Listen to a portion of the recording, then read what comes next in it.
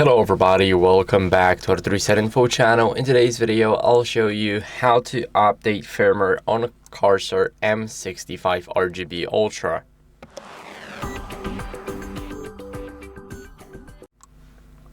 So first, what you guys want to do is go over into the Corsair iCUE. So this is the app for our M65. We're gonna click on the gear icon right here.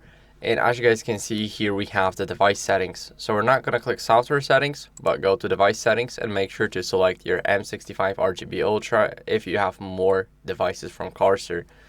Here we have the firmware, and this is our way to update it. So we're going to click update now.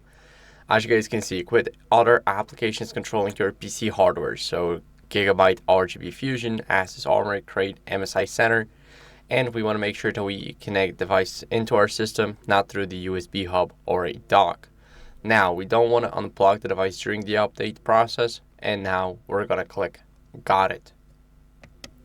So let's click Got It. And as you guys can see, now it is updating. We cannot unplug the device or restart our PC during the update because it will mess everything up.